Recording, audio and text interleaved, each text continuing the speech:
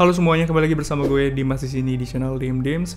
Di video kita kali ini adalah konten rakit PC yang kalian pastinya tunggu-tunggu juga dari beberapa subscriber gue gitu kan. Nah, video rakit PC kali ini gue itu menggunakan full AMD semua, dari mulai prosesornya, GPU-nya, dan juga motherboardnya tentunya ya. Itu dari AMD, bukan versi Intel. Dan nanti di sini gue akan menjelaskan beberapa part-partnya, mulai dari prosesor dan lain sebagainya itu, berikut harganya. Dan juga cara pemasangannya itu seperti apa sih.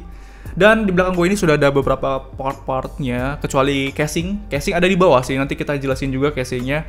Karena casingnya ini gue nggak akan muat juga gitu, karena kalau ditaruh di atas ya. Karena penuh juga gitu kan. Oke, bagi kalian yang suka dengan channel ini, kalian bisa bantu gue dengan subscribe, like jika kalian suka dengan video ini, dan jangan lupa untuk komentar di bawah mengenai rakit PC kali ini.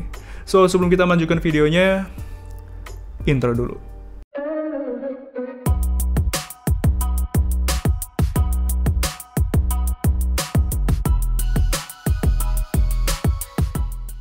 Di sini itu budgetnya di kisaran 18 sampai dengan 19 jutaan. Itu udah termasuk casing sih. Dan gue bisa bilang kisaran itu karena casingnya ya. Ini kan sebenarnya casing itu adalah selera kalian masing-masing itu gimana ya kan. Karena emang selera itu susah sih sebenarnya. Dan nanti kita akan jelasin casingnya itu apa. Jadi part yang pertama itu ini dari AMD ya. Prosesor ini gue menggunakan Ryzen 5 3500X. Prosesor ini memiliki 6 core dan 6 thread. Memiliki base clock 3,6 GHz dan untuk boost clocknya itu sampai dengan 4,2 GHz. Memiliki TDP 65 Watt. Kalian jangan salah sangka, TDP ini maksudnya itu panas yang dihasilkan oleh prosesor ini. Jadi bukan kapasitas konsumsi daya. Sudah didukung oleh PCIe Gen 4 menggunakan fabrikasi 7 nanometer seperti ciri khasnya Ryzen 3000 series yang lainnya. Dan kenapa gue beli ini? Ini karena emang worth it banget kalau untuk di harga sekitaran 2 jutaan. Untuk harga pastinya ini di tahun 2020 ini di bulan September ya. Ini di harga itu kisaran kalau nggak salah 2,4 jutaan. Nanti gue juga cantumin di deskripsi untuk harga jelasnya dan juga link pembeliannya ya. Kalian cek aja di sana nanti. Di sini gue menggunakan memori RAM ya. Memori RAM-nya ini dari Thermaltake 16 GB dengan kecepatan 3200 MHz yang memiliki desain ini unik banget dan tentunya memiliki RGB. Oke, penjelasan dan reviewnya nanti akan gua buatin videonya ini tersendiri tentang memori RAM ini. Harga memori RAM ini 1,5 juta di bulan September 2020. Motherboardnya di sini gue menggunakan B550 dari MSI dengan seri Tomahawk. Motherboard ini desainnya itu emang bener-bener kalem banget. Tidak ada RGB yang terlalu rame di motherboard ini, hanya di bagian chipsetnya aja. Untuk warna dari motherboard ini itu berwarna hitam, abu-abu, dan juga silver. Itu terdapat di beberapa bagian tekstur garis-garis gitu, mulai dari PCB-nya sampai dengan cover di IO shield ataupun heatsinknya. Motherboard ini pun pastinya akan pas banget jika rakit PC atau build PC kalian itu menggunakan warna full black ataupun warna putih. Itu masih masuk di motherboard ini. Motherboard ini juga sudah didukung oleh PCIe Gen 4 untuk di bagian GPU dan juga di bagian SSD NVMe-nya.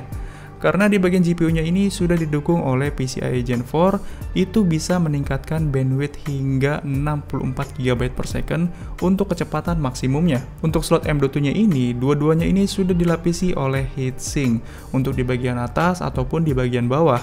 Yang biasanya tuh dilapisi heatsink hanya di bagian atasnya aja. Tapi sekarang sudah ada dua-duanya ini dilapisi heatsink. Dan ini cukup bagus untuk detail-detailnya yang sudah diperhatikan cukup baik. Untuk memori RAM-nya ini ada 4 buah slot DIMM dengan konfigurasi dual channel dengan maksimum kapasitas 128 GB. Dan ini salah satu alasan gue memilih motherboard dari MSI, yaitu fitur Memory Try It, yang dimana MSI ini sudah menyediakan berbagai macam memori profile secara otomatis. Yang ini sangat memudahkan banget bagi para pemula yang ingin overclocking memori RAM-nya. Setelah itu ada MSI Mystic Light, yang dimana motherboard ini sudah dilengkapi oleh RGB. Kalian bisa sync RGB fan kalian ke motherboard ini, yang pastinya di zaman sekarang itu wajib adanya RGB. Kalau kalian lihat logo yang paling besar di tengah-tengah ini, Ya, ini adalah logo dari Alfa Arta Adaya. Jika kalian mengalami masalah dari motherboard ini, kalian itu bisa klaim garansinya itu ke sini. Nah, untuk konektivitas RGB, motherboard ini sudah dilengkapi oleh 2 buah ARGB atau addressable RGB 3 pin. Itu berada di bagian atasnya satu dan di bagian bawahnya satu. Untuk CPU-nya, ini juga hanya mendukung Gen 3 aja, atau generasi 3000 series ke atas. Nah, kalau kalian menggunakan CPU Gen 2, itu nggak akan jalan di motherboard ini. Dan juga Ryzen 5 3400G ataupun Ryzen 3 3200G yang memiliki IGP itu nggak akan support di motherboard ini. Untuk harga motherboard ini 3,2 juta di bulan September 2020. Setelah itu ada GPU-nya. GPU-nya di sini gue menggunakan RX 5600 XT dari Sapphire Pulse. Untuk desain dari GPU-nya ini, menurut gue untuk seri Sapphire Pulse, ini desainnya mirip-mirip dengan seri RX 5500 XT Sapphire. Cuma bedanya GPU ini memiliki LED lightning yang berwarna merah di bagian sampingnya ini, yang ada tulisan Sapphire-nya. Tapi ini hanya LED aja, jadi bukan RGB yang kalian bisa atur-atur. Kalau menurut gue, ini adalah improve yang cukup bagus dibandingkan seri RX 5500 XT yang sebelumnya. Dia ini warnanya sudah full black dengan ada beberapa aksen yang berwarna merah dan juga berwarna putih. GPU-nya ini memiliki 2 buah fan yang memiliki blade-nya ini ada 9 buah di masing-masing fan-nya. GPU-nya ini juga memiliki heat pipe yang cukup besar di bagian samping dan memiliki heatsink terlihat cukup menjanjikan untuk urusan pendinginannya. Setelah itu, GPU-nya ini memiliki backplate. Oke, fungsi backplate-nya ini selain menambah estetika, berfungsi juga sebagai pendingin juga. Nah, bagian backplate-nya ini itu ada tulisan Sapphire Pulse dan ada motif-motif tarikan garis yang menjadi ciri khas dari Sapphire Pulse. GPU RX 5600 XT ini memiliki arsitektur RDNA yang memiliki fabrikasi 7 nanometer. GPU-nya ini juga sudah didukung oleh Radeon Image Sharpening, yaitu bisa meningkatkan ketajaman kontras dengan peningkatan GPU untuk menghadirkan visual yang lebih tajam lagi. Nah, kalau di sisi kanannya ini dia tidak memiliki fitur Image Sharpening. Kalau di sisi kiri itu sudah didukung oleh image sharpening-nya. GPU ini sudah dilengkapi oleh memori GDDR6 dan memiliki kapasitas VRAM 6GB. Dan juga sudah didukung oleh PCIe Express Gen 4 yang meningkatkan performa bandwidth-nya itu 2 kali lipat dibandingkan PCIe Gen 3. Oke, untuk spesifikasi RX 5600 XT ini memiliki compute unit 36, boost frekuensinya ini up to 1560 MHz, game frekuensinya up to 1375 MHz, memiliki 192 bit dengan VRAM 6GB. GPU RX 5600 XT ini dibanderol di harga 4,4 jutaan. Untuk fan-nya di sini gue menggunakan Thermaltake. Ya, ini adalah Thermaltake Pure 12 ARGB Sync dan ya, fan ini sudah bisa disinkronisasi dengan motherboard kalian dan kebetulan gue ini menggunakan motherboard B550 dari MSI itu sudah compatible dengan ARGB atau pin addressable RGB-nya itu 3 pin ya. Fan ini sudah compatible dengan Aurasync, RGB Fusion, dan juga MSI Mystic Light. Nah, jadi kan pas ya MSI Mystic Light. Nanti kan kita tes juga warna-warna yang ditawarkan oleh fan ini seperti apa dan juga motherboardnya itu seperti apa sih fitur-fitur yang diberikan oleh RGB-nya gitu ya. Di dalam packagingnya ini sudah ada 3 buah fan RGB gitu ya dari Thermaltake dan ini juga memiliki sebuah RGB controller. Kalian juga bisa mengatur oleh controllernya jika motherboard kalian itu tidak menggunakan addressable RGB untuk sinkronisasi. Kalian juga bisa menggunakan remote dari Thermaltake ini gitu kan. Oke, dan ini adalah water coolingnya ini dari Thermaltake yang ukurannya itu adalah 360 mm itu alias 12 cm di masing-masing fan-nya. Jadi sini ada 3 fan ya di masing-masing fan-nya dan ini adalah keluaran terbaru dari Thermaltake, yaitu adalah tipenya TH360 ARGB Sync. Ini juga bisa sinkronisasi dengan motherboard kalian dan juga kalian juga bisa sinkronisasi dengan fan yang tadi yang sudah kita jelaskan gitu ya. Jadi nanti kita akan lihat gitu ya di PC baru gua gitu kan menggunakan motherboard dari B550 MSI ini seperti apa, apakah nambah ganteng gitu kan ya, apakah enggak gitu, nggak mungkin sih kalau nggak ganteng gitu kan. Dan untuk dari water coolingnya ini ya, water coolingnya ini dibanderol di harga 1,7 jutaan aja untuk di bulan September 2020 ini. Dan menurut gue ini sih cukup worth it banget ya, sangat worth it, karena emang di harga di fan 360 mm ini masih bisa dibilang cukup murah banget kalau dibandingkan sama brand-brand yang lain gitu ya. Nah jadi seperti itu ya teman-temannya. Dan sebenarnya ini sih gue, ini untuk pribadi gue aja sih, gue lagi pengen aja menggunakan brand dari Thermaltake ini untuk fan, coolernya, dan lain sebagainya gitu ya. Kalau untuk motherboard tetap gue menggunakan B550 dari MSI tentunya ya teman-teman. Oke, untuk power supply-nya di sini gue menggunakan dari Thermaltake juga. Ini 750 watt yang sudah bersertifikasi 80 plus bronze. Dan fitur-fiturnya ini gue bisa bilang cukup banyak banget ya. Dan nanti akan kita gabungkan juga menggunakan PC baru gua ini gitu ya. Dan ini juga pasti cocok banget nanti untuk RTX 3080 ataupun RTX 3090, ini masih cocok ya.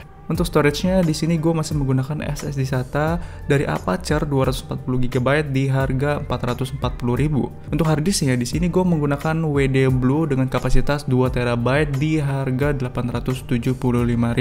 Nanti di next video aja gue akan menggunakan SSD M.2 NVMe. Jadi kalian tungguin aja. Dan ini adalah casingnya. Di sini gue menggunakan casing dari Paradox Trickster, dan ini adalah benar-benar gede banget loh casingnya, sumpah gede banget. Kalian juga bisa lihat di sini gede banget, dan di sini memiliki fiturnya itu juga lumayan banyak. Oke, casing ini sudah compatible dengan 3 fan yang ada di bawah, dan juga di atas itu 3 fan, dan juga di samping ini juga bisa menggunakan 3 fan juga. Ini sudah include dengan 3 buah fan RGB yang kalian lihat juga, bisa lihat di sini ya, sudah include 3 fan RGB-nya. Dan kalau kalian mau pakai atau enggak, kalian juga itu terserah kalian. Tapi di sini gue nggak akan pakai fan ini karena gue sudah ada fan juga dari Thermaltake yang tadi ya. Oke, kita langsung aja memulai perakitannya aja, kayak kita nggak usah panjang-panjang lebar.